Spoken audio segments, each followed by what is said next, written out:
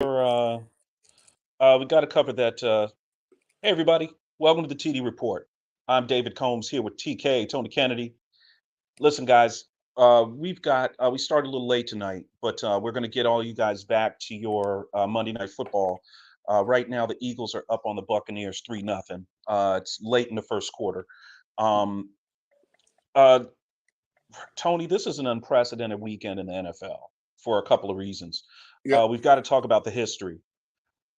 We just had a game where the Miami Dolphins absolutely destroy the Denver Broncos 70-20. They scored 10 touchdowns, no field goals. Tony, if Mike McDaniels and that offense keep doing things like this, uh, there's no, I'm not going to say there's no stopping them, but that's crazy. Let's go back when I said at the beginning, if the Dolphins keep Tua upright, I thought that they were the best team in the AFC. It's before they scored 70 points. Ain't nobody think they're going to score 70 points. So we put in perspective. The last time somebody scored this much in the regular season was 72 by the Washington Redskins. I thought it was 1966. In 1966. Oh, 72 points. Okay, 72. sorry. And the most points given up was 73 by the Washington Redskins in 1940 To the Giants. NFL championship. So, 1966, that's right at the beginning of Generation X. So you got a whole generation who've never seen this before.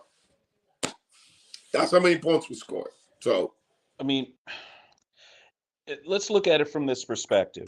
What Mike McDaniels is doing right now with that Dolphins offense, spearheaded by Tua. You've got Tyreek Hill. Literally, can anybody cover this guy? He's literally just seems like he's just running loose all the time. It's unbelievable, Tony. Yeah, you gotta. I mean, you gotta give those guys credit, man. They know what they're doing. The rules work in their favor, and they did all this without Waddle. So, I mean, you got to think about it. They didn't have a number two receiver with them, and they scored 70 points. But just put in perspective, this shows you how terrible Denver was. Oh, Denver's not good at all. I mean, Sean Payton talking all that crap. What they're going to do, this and that. Well, we about to find out. Whoever has Denver next, we about to find out if these dudes are really going to earn their checks. I mean, it is the NFL, so you should be able to forget this and keep going, right? well, Tony, that brings something into specific relief, and that's a great segue. What is going on in Denver? Denver just last week was up 21-3 on Washington. Okay. And since that point, they've literally been outscored something like, I don't know, 95 to 20, 95-20. something like that. Well, they lost that game. They lost the game to the Redskins, Commanders, 35-33. So they put up 14. What was that? 33. So they put up another 12 points that game, and 20 points this next game. So that's 32 points. But in that time, they've They've been given up almost outscored 100 points. Yeah. 32, Yeah, 100 they've given 102 up 70. points. That's Yeah, 102 points. 102 points. So here's the problem with Denver. Usually in this situation, the first guy to get fired is going to be your defensive coordinator. He's Yes. going to be the one that goes, right? But Yeah. you cannot get rid of the quarterback. I've looked at the numbers and I sent that cap numbers out to everybody. The dead cap, the dead cap on Russell Wilson this year is 107 million. The dead cap next year, Tony, is 85 million.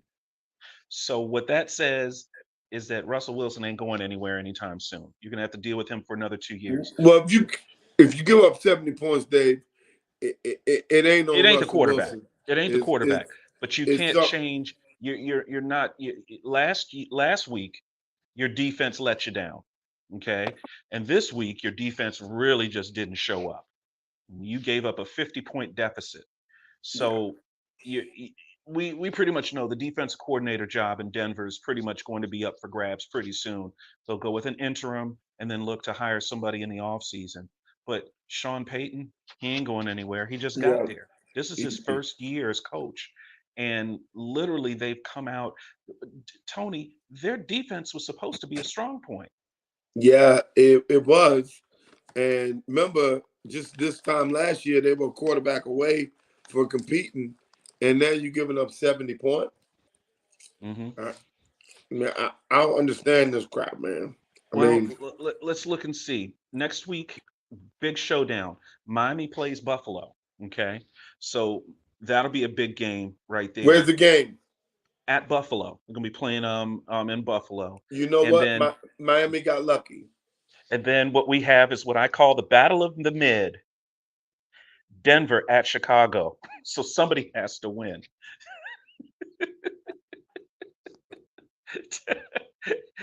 Which brings me to my next segue. What the heck is going on in Chicago? Justin Fields, quarterback for the Chicago Bears, looks worse now as a third year quarterback, fourth year quarterback. Well, the problem is we need to stop this. If he's not a pocket passer, Nope. so allow him to be with what you got him for. Don't try to change him. They do this all the time. Unfortunately, to some of these athletic black quarterbacks, you got him for his athleticism. So now that you got him, you think that you're going to coddle and teach him how to be a pocket passer. No, let him do. That's the one thing I'm gonna give the Ravens credit for. They let Lamar Jackson most of the time be Lamar Jackson. Now, the bad part about that is that you expose yourself and he can get hurt. But I mean, that's part of the game. I mean, those guys aren't going to play for 12 years. They may only play 8 years. But in those 8 years, you need to squeeze every bit of that athletic being out of that body. And that's how you need to start thinking. Trying to make this guy a pocket passer. Nobody's a pocket passer anymore. Everybody does it on the move, on the run, They better. whatever. Those guys are too fast. They're too athletic. Hmm. So, you need to let those people be who they are. And all this, oh, I'm a quarterback guru and all that. Man, that's crap. Let the guy natural skills. You blend in what he does well and mix into what you want to do on your offense.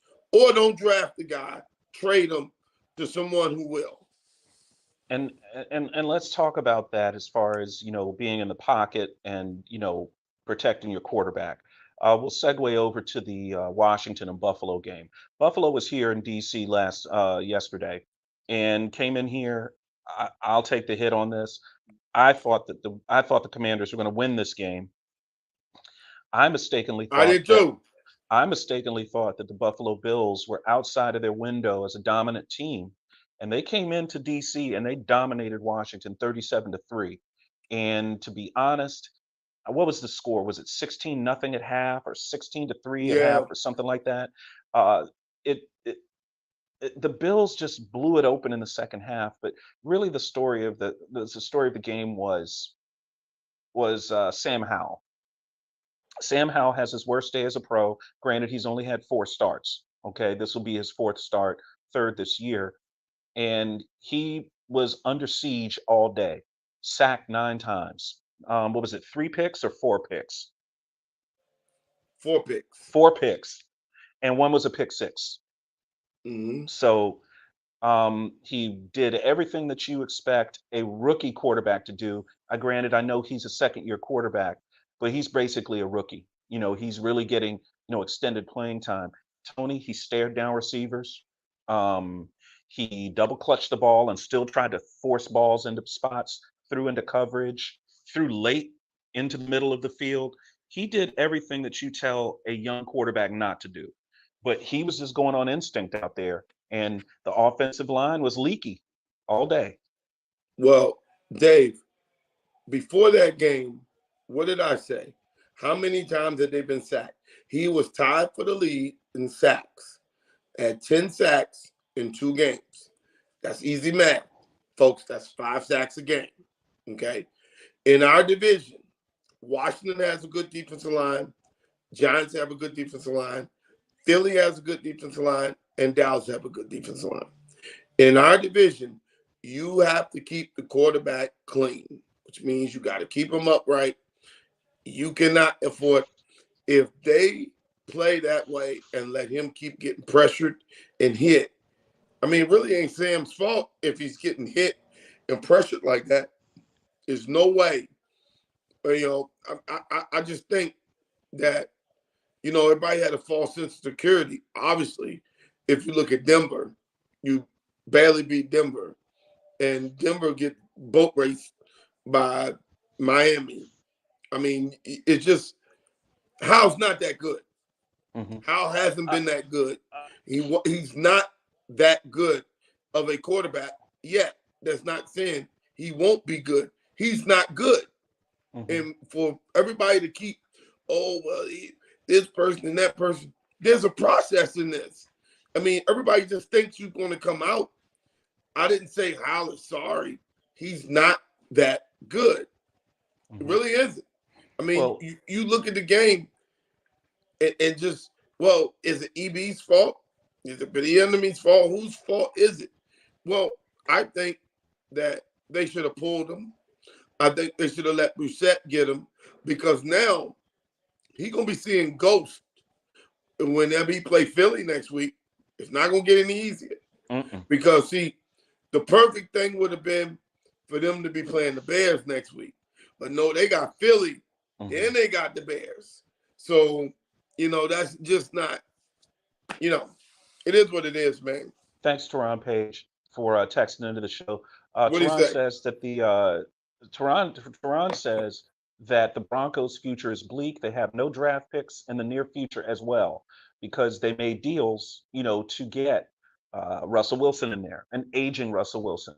So you have a declining asset that you're paying top dollar for, by the way. That was what, a $260 million deal? Yeah, it was a bad deal. I mean, but they thought they their gave window away was some open, parts. Tony. They thought they believed that they believed that the Super Bowl window was open, and they pushed all their chips into the middle of the table. I'm not mad at them trying to go get Russell Wilson at the time. I'm a big Russell Wilson fan. As am I. I thought Russell Wilson could have been the difference on them when they had all those other quarterbacks. I'm not mad at them for doing that. I mean, at least they tried. I mean, at least they tried to do something. Unlike the Jets, who ain't trying to do crap. I mean, they're about to waste a Super Bowl defense on a quarterback who can't do anything. I mean, yeah, hell. Zach Wilson is not developed, and let's just put this out there. Zach Wilson has, I believe, something like 16 starts under his belt. So he's got a good amount of starts, not what I would consider a fair amount to evaluate. I think as an NFL quarterback, I think the first 25 starts, you can really kind of figure out what kind of guy you are. Unfortunately, for a guy like Justin Fields, who's got about 27, 28 starts, I think he's like 5-22, 5-23, somewhere in there. The numbers don't look good. You look at also, Tony, you talked about this. We're going to have to start peeling back the onion on the Jets at this point and look at who is running their offense in terms of what they're trying to work with Zach Wilson on. What are they trying to make him do? Because whatever it is they're trying to make him do, he can't do it. So they need to come up with you need to come up with a small playbook, a nice thin playbook of plays that he can run that won't kill you. And can they win games with that? I tell you what, and I said it when he got hurt 2 weeks ago, they should trade for Cooper Rush. He could do what they need them to do, is to be steady, someone to be steady and allow their defense to do what they do. Cooper Rush could do it.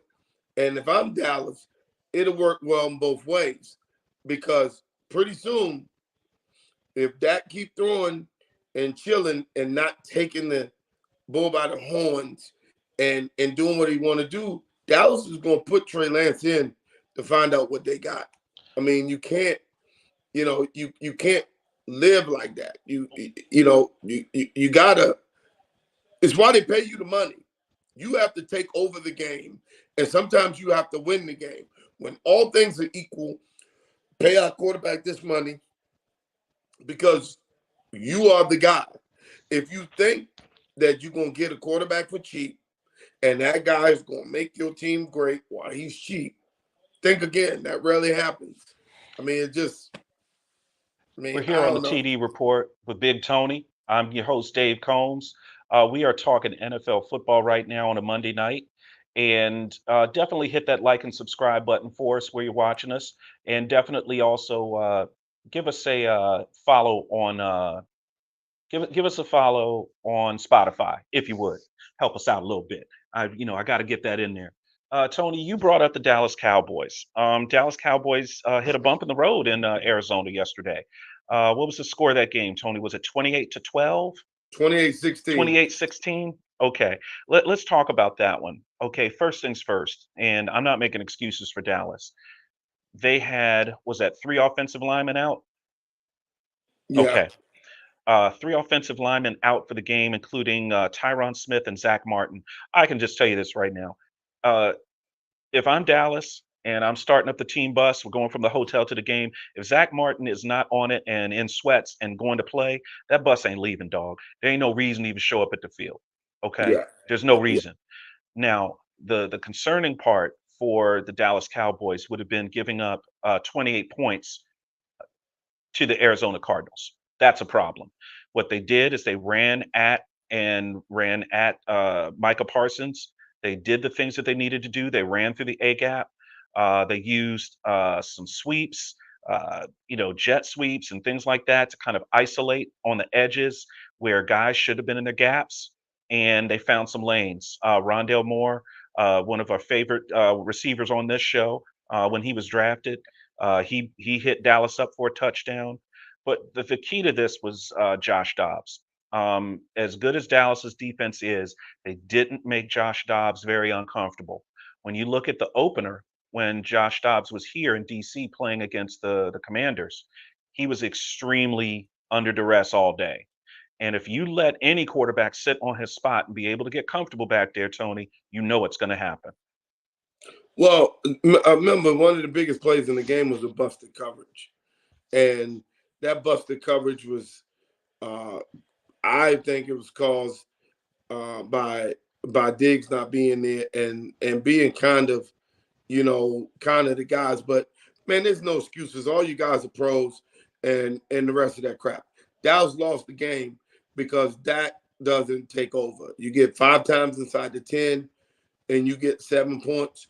Dak is supposed to be that guy that's supposed to score those points. He doesn't. He scored those points. Dallas win the game. We're sitting here not talking. But he doesn't score the points. He doesn't take over the game. What I need from Dak, this is nothing about the rest of those guys. You can't live off your defense stopping you all the time. They're going to have so-so days. But what you pay the person the most money for is to be the best guy on the field. And clearly right now, Dak Prescott is not the best guy on the field. 2 years ago this time, Dak was by far the best player on the field. He was killing it. Dallas was number 1 in the league in scoring. He was on top of his game. I don't know what the hell he's doing. I really don't know what he's doing. He's just getting by. And that's not how you play the position. You play the position by taking over. You are the man. You got to be that guy. And I'm a big Dak supporter, so I'm criticizing, letting them know you have to be that guy. And when everybody said, "Oh, Dak stinks," this, that, Dak doesn't stink. You can't be 7 years in the league and be this time last year number 2 all time in TD to interceptions ratio of all time. I mean, if you stink, you won't even be in the top 15. He was number 2. A bad year put him at number 8. So 3 touchdowns this year, 1 interception. Yeah. So what? We want more. He needs to take over games. He needs to be that guy. He's not being that guy, and you're being paid to be that guy. Now, when I get mad is when I hear idiots talking about, wow, he stink, this and that. He's better than y'all quarterbacks. If you cheer for the Washington Redskins and you say Dak Prescott stink, you should stop watching football because you haven't had a quarterback since Joe Theismann that was better than Dak Prescott. And now I'm going all the way back to 1985. Mm-hmm. Doug Williams wasn't better than Dak Prescott. He just won the Super Bowl. Mark Ripken wasn't better than Dak Prescott. We can pull up their best seasons. They ain't have seasons that Dak had. We can pull them up. Now, your team won, but those quarterbacks weren't better than that.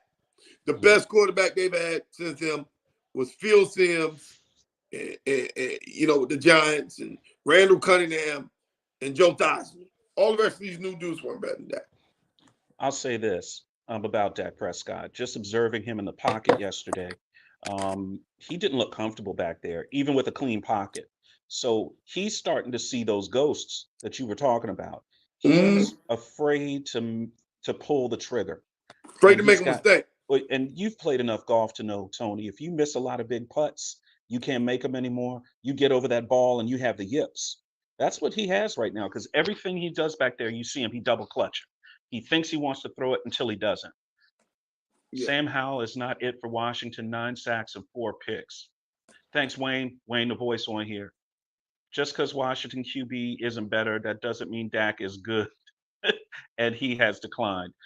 Cody, I agree with you. What I'm saying is that Dak Prescott has a confidence problem. He might be feeling the pressure. He might be looking over his shoulder a little bit, as he should.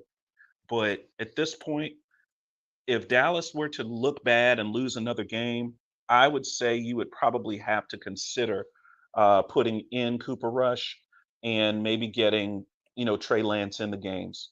I mean, seriously. I'm not putting Cooper Rush in. We already know what Rush can do. You're using him as trade. I'm going, listen, if you got Trey Lance there and you really want to see what he can do before you got to extend him next year, then you need to go ahead and put him in. Is he on the option for next year? Well, he's a first-round draft pick. Oh, crap. That's right. So, yeah, you don't have a choice. Well, New England comes to Dallas next week. I don't think that's a good week to put in a guy like Trey Lance against Bill Belichick defense. Hell no.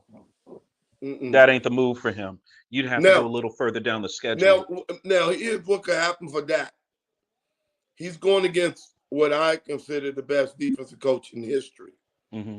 He knows how to stop everybody. Now, this could be a week that Dak picks it up. The last time he faced him a couple years ago, he killed Bill Belichick. He looked like the best quarterback in Dallas history when he beat up on Belichick in overtime up there. He was killing them. His numbers were like 400 yards and like 4 touchdowns. Well, that's the Dak you guys need, buddy. Because that's the one we need. What and the guy you saw, the guy that you saw. You know what the problem is? He's listening to too many people. And he's just listening, and it seemed like it's just messing him up because he's a shell of himself. Because he needs to start slinging that ball around like I know he can. So, like I said, Tony, this is a mental problem for him. This is a mental issue for Dak Prescott. I really think he's nervous back there, and when he really shouldn't be. Now, let's talk about some of the games we have coming up next week, Tony, before we jump off of here. And guys, thanks for joining us here on the TD Report. We're going to talk a little more NFL football before we call it a night. Big game in the NFC North division. Detroit at Green Bay. I had Green Bay winning that game against the Saints, and Jordan Love came through for me, man. 18 points in 18 points in the fourth quarter to beat the New Orleans Saints 18-17, and that's after going down 17 points. Well, I think they got lucky that Carr got hurt. But that is a problem for them. Yeah, Carr did get hurt. But this is going to be a good game. I like Detroit against Green Bay here. Green Bay is trying to stay at the top of the division with a new quarterback, and Detroit is resurgent. They're 2-1, and they think that they've got a playoff team there. I think that's going to be a good game. All I'm going to say is restore the roar. Restore the roar. Before we get off, one game I forgot to mention. Congratulations to Houston. CJ Stroud wins his first start, well, his third start. He wins his first game as a pro, and they do it in grand fashion, 37-17 over the Jaguars. They Wow. always play. They always play them tough, Dave, in that I division. see. So Now, coming into the season, a lot of people felt that the Houston Texans had one of the worst rosters in the league. Okay. And after a couple of games, they've been tough. You know, they're playing pretty well. And to get a big yeah, they've win over been. Jacksonville, who should be the class of that division. Jacksonville That's should win that division easily. that's a bad loss for Jacksonville. That's an ugly loss. 37-17. It's one thing if they lost on a field goal. Okay. But to lose by 20, that's They not messed up supposed to some happen. people's parlays. Oh, they messed up a whole bunch of parlays. So we've got Atlanta at Jacksonville next week. That's an interesting regional game, I got NFC AFC Jacksonville. matchup. You've got Jacksonville, Miami Mhm. at Buffalo. Who you got? I got Miami. Give me Miami. Denver at Chicago. I gotta go with Chicago. Give me Do we have Chicago. to pick? We gotta pick somebody, Tony. Go on and pick Russell Wilson, man. No, I gotta take Chicago, man. I can't do that. Now, when we get on the show on Thursday, guys, we're going to have Jody Coleman on here if he's able to come on. He'll want to talk about that Baltimore at Cleveland, and that's a huge game right there. Baltimore going out to Cleveland to play. Who do you like in that one? You like Cleveland? Yeah, I like Baltimore laid Cleveland. an egg on Baltimore laid an egg in this Indianapolis Baltimore gonna game. lay a lot of eggs. That's terrible. They They're should have gonna let. they should have scored at least 26 to 28 points and should have won that game handily. And Indianapolis wasn't even starting Anthony Richardson. They started Gardner Yeah, Minshew. yeah, That's not good. Okay. How about the Rams at the Colts? Give me the Colts. yeah. I'll take the Colts too. Tampa Bay at New Orleans. You're gonna go New Orleans. I know I'm you. always going New You're Orleans. gonna go New Orleans. Give me New Orleans on that one. Give me New Orleans. Washington at Philly. Philly all the way. Philly's Oddly gonna beat enough, Washington. Philly's gonna beat Washington like a drum. Washington beat them in this game Okay, last year. they did. I'm gonna go Washington because of everything that went down. Minnesota Vikings season looks like it's over before it started, Tony. They're at Carolina next week. Give me Minnesota because Carolina is hapless. Minnesota at Carolina. Minnesota at Carolina, 1 p.m. game on Fox. That's so goddamn hard. Minnesota hasn't won, have they? I gotta go Minnesota just because they haven't won a game. Okay. All right, go for that. We don't know we don't know what Bryce's status is going to be. So, yeah, I mean, we don't know if Bryce Young is going to play or not. So, we'll figure that out. He didn't play last week. Pittsburgh at Houston. That's an interesting game. Pittsburgh got well against Vegas. Pittsburgh. You're going to go with Pittsburgh? Okay. Hey, man, got a shout out for the Fighting Tomlins. Come on, Mike Tomlin. You got to get these guys going. Pittsburgh. But that should be an interesting game. Vegas against the Chargers. Chargers just got to win, but Chargers. They Jimmy lose Mike G's in Williams. concussion protocol. Huh? Jimmy G's in concussion protocol. Jimmy G's in concussion protocol, and wide receiver Mike Williams for the Chargers out for the season with an ACL. Yeah. That's another big injury. That's another big injury to a team that thought they'd be a contender this year. Yeah, I'm still taking the Chargers. We talked about the New England game. They're going to Dallas. You're going to take Dallas in that one. I've got to go Dallas with this one, but that's Zeke's return to AT&T. Zeke don't even play. He's not even playing. Well, I mean, he'll be on the bench. He'll be able to talk to his old buddies back there. But if they get him the ball and start running him the ball, who knows? Here's an interesting game. Arizona Cardinals coming off that win against the Cowboys go against the San Francisco 49ers. 49ers should win that game, okay? They should absolutely win that game. But I do want to see how Josh Dobbs handles it. I want to see how he goes up against an even better defense than the one that he had. We got to give the Arizona coaching staff credit. 49ers by 3 touchdowns. 49ers by 3 touchdowns. Yeah. Okay, here's another 3-touchdown game. Kansas City travels to New York to play the Jets. Jesus After Christ. what they just did to Chicago, what was that? 42-0, 42-6, 41-3 or something. 41-3. You know what? Somebody said, when they saw tight end Travis Kelsey is dating Taylor Swift, someone said, "Is this a homecoming game? He got his girl in the stands." Man, They killed Chicago. That was ugly. yeah, that was ugly. Taylor Swift's boyfriend, they win the game. Okay. So you've got Kansas City over the New York Jets by at least 21. At least. No, Jets defense too good. Jets They ain't gonna beat them like that. beat them by 14 at least. No. Just You think it'll close. be close? 3 Okay. points. All right. And then the Monday matchup this week is going to be Seattle against the New York Football Giants. Give me Seattle. I'm always gonna take the Seahawks. Give me the Seahawks on that one. Is So it in listen, New York? Hey, we want to at New make York, sure we give credit to Oregon for what they did to Deion's great. team. Look, man. Make sure we give credit to those guys. Those kids work hard. Yes. They got a decent team. Give credit to them. But it's a disturbing story coming out about coaches lining up to get information on how to beat Deion.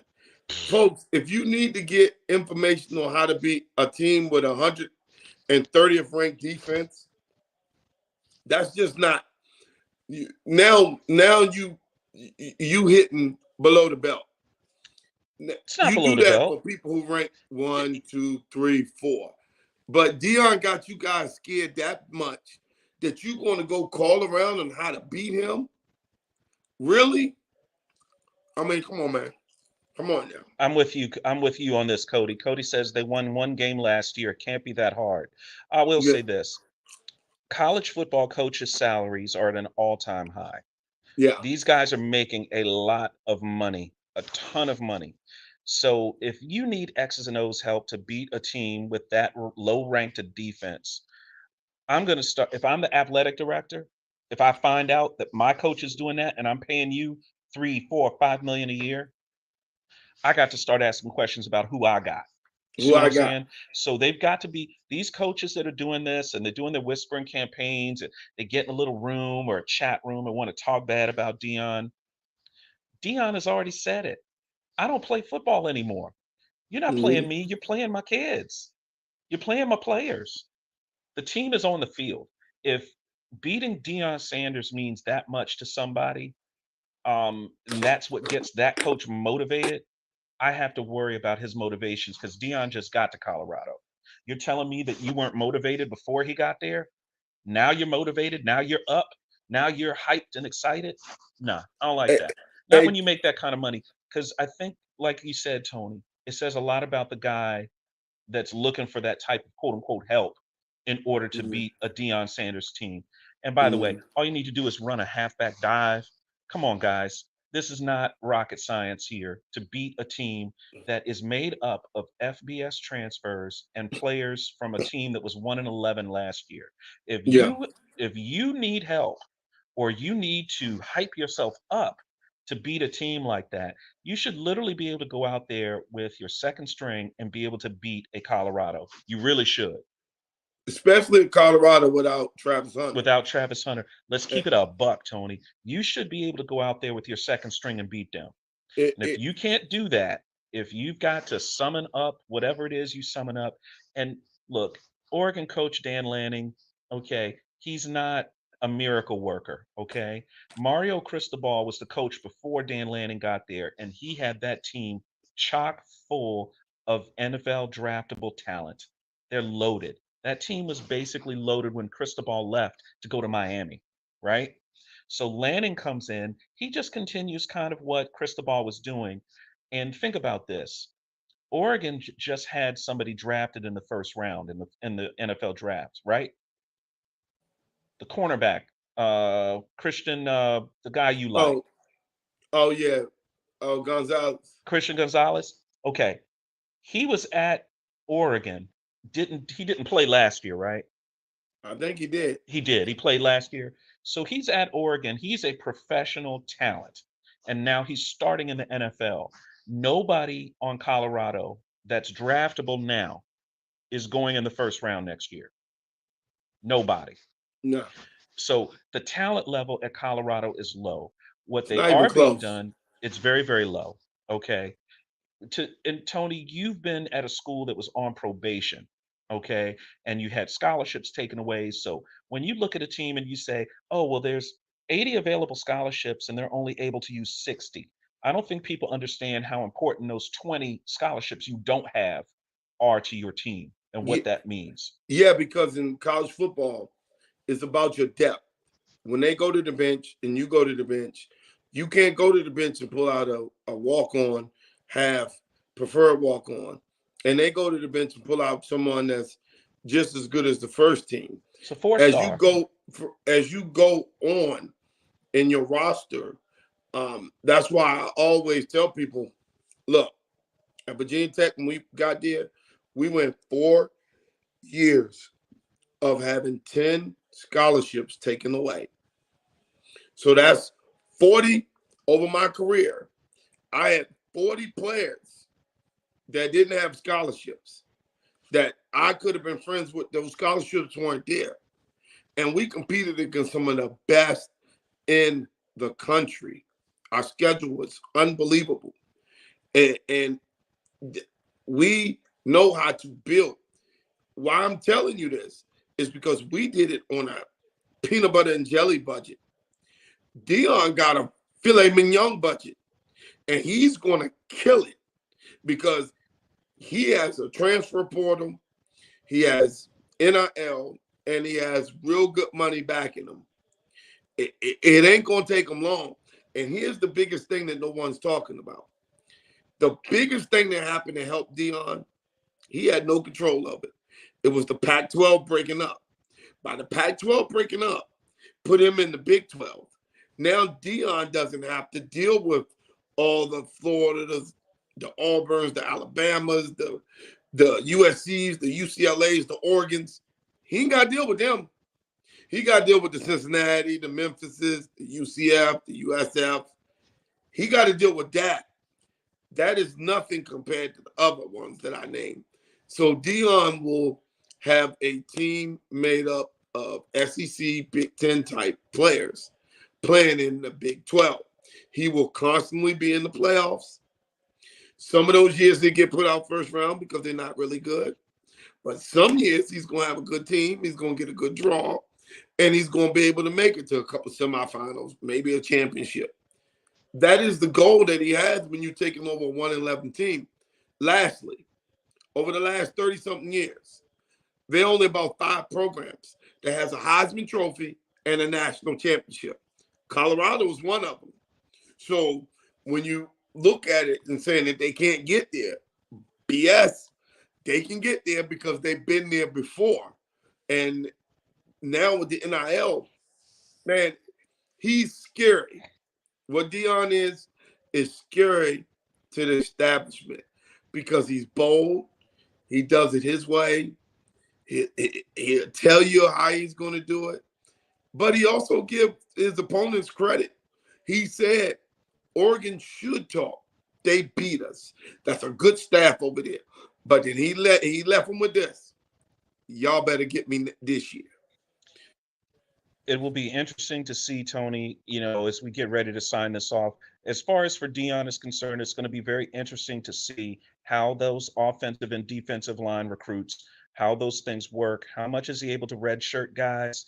How much is he able to develop the talent that he has? We did want to throw this out there. Warren Sapp got his college degree, got his diploma, and he wants to be able to coach in college. He said he's coming to Colorado to coach with Dion, which is going to be interesting because he'll help along the defensive line. Even if he is as good a coach as I think he will be, just teaching those guys how to get off of blocks, how to rip. You see what I'm saying? Mm-hmm. How to fill. You know what I mean? Running Texas twists, stunts. They have a good chance to really improve their defense. And really, what that's going to help, it's going to help a Travis Hunter. It's going to help a Cormany McClain once he gets himself together. They're Mm-hmm. going to be able to probably redshirt Cormany McClain. He's a 5-star. They're going to recruit. They're usually schools like Colorado. As soon as they get a 5-star, they have to put them in. They have to play them because Hmm. they don't have anyone better. And that guy has to learn how to play college football at 18 years old. A little bit young, maybe a little undersized, hasn't been in the weight room for a year. You see what I'm saying? And Yeah. doesn't know the schemes. But when you talk about what's going to happen next year, they'll have Travis Hunter back at one corner.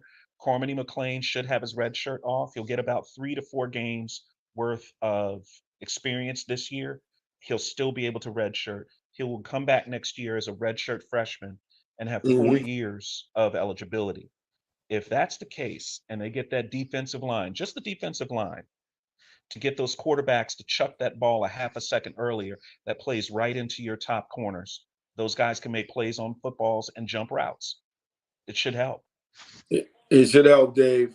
Hey, man, It's TK, I love you, appreciate you being brother. on the show with us tonight. Love Short you, show, man. guys. Want to make sure you guys don't miss too much of that Monday Night Football going on tonight.